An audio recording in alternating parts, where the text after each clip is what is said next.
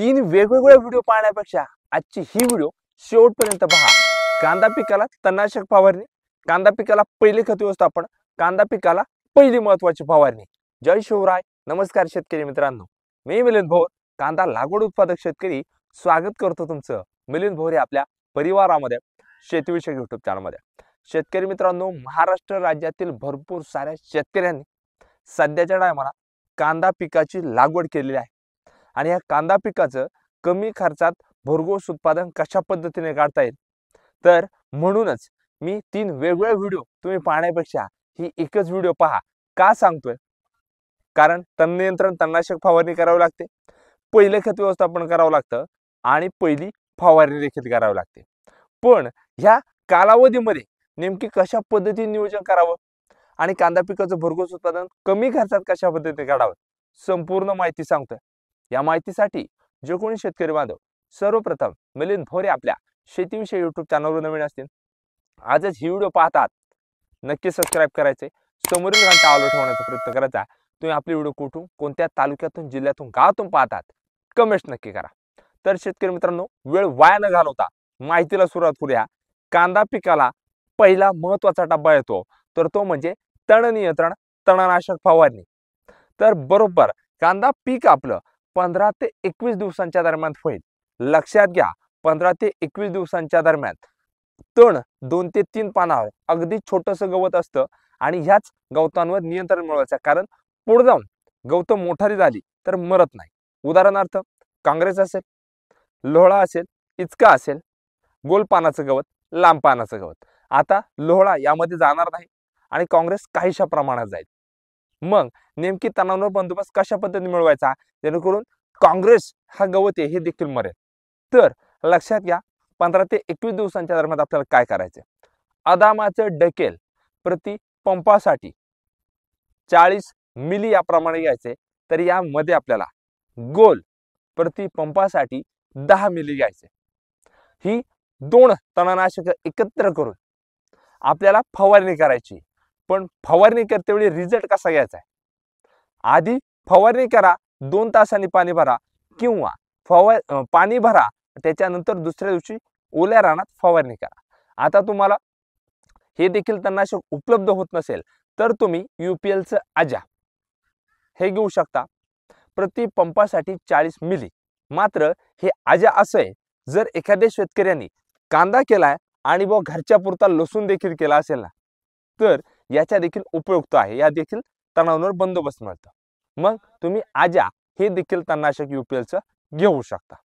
आता शेतकरी मित्रांनो, दुसरा महत्त्वाचा टप्पा येतो, तर तो म्हणजे कांदा पिकाला पहिलं महत्त्वाचं खत व्यवस्थापन।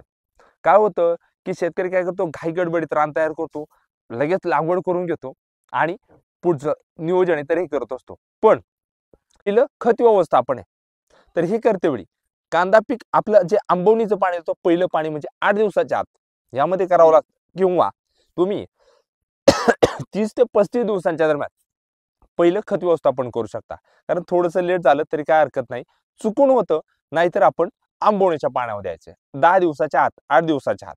हे देते वेळी 24-24-0 एकरसाठी 1 बॅग, यामध्ये 18-46 म्हणजे DAP 1 बॅग, किंवा 14-35-14 हे घेऊ शकता।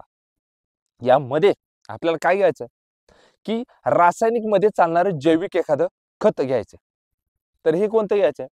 मायक्रोरायझा, झायडेक्सचं झायटॉनिक हे किट घ्या। तर यामध्ये सल्फा मॅक्स हे सल्फर आहे, तर हे यामध्ये घ्यायचे आणि हाच खताचा डोस आपल्याला कांदा पिकाला करायचा आहे। काही शेतकऱ्यांना सिलिकॉन घ्यायचं आहे, सिलिकॉन घ्या, प्लस यामध्ये सर्वात महत्त्वाचं म्हणजे MOP, म्युरेट ऑफ पोटॅश, प्रति एकरासाठी 1 बॅग घ्यायची। म्युरेट ऑफ पोटॅश काय घ्यायचंय? सुरुवातीलाच, कारण याचं कार्य चालू होतं 45-46 दिवसानंतर, तेव्हा आपल्याला रिझल्ट यायला सुरुवात होतात, म्हणून सुरुवातीला घ्यायचं आपल्याला म्युरेट ऑफ पोटॅश, सेकंड डोसला घ्यायची गरज नाही। आता हे झालं पहिलं खत व्यवस्थापन। आता मात्र कांदा पिकाला जी पहिली महत्त्वाची फवारणी ही कधी करायची, तर लक्षात घ्या, तण नियंत्रण तणनाशक फवारणी झाल्यानंतर आपल्याला बरोबर 5 ते 6 दिवसांनी, म्हणजे कधी 25 ते 35 दिवसांच्या दरम्यान ही पहिली महत्त्वाची फवारणी करायची। कारण वातावरण एकदम छान असतं, त्यामुळे फवारणी आपली लेटच होत असते. पण ही फवारणी करते वेळी कशा पद्धतीने नियोजन करायचंय, तर सुरुवातीला येतं गाभ्यामधील मावा. कारण थंडीचं वातावरण आहे. यासाठी आपल्याला एखादं कीटकनाशक घ्यायचंय. कीटकनाशक घेतेवेळी आपण प्रोपेक सुपर प्रति पंपासाठी 25 ते 30 मिली याप्रमाणे घ्यायचं.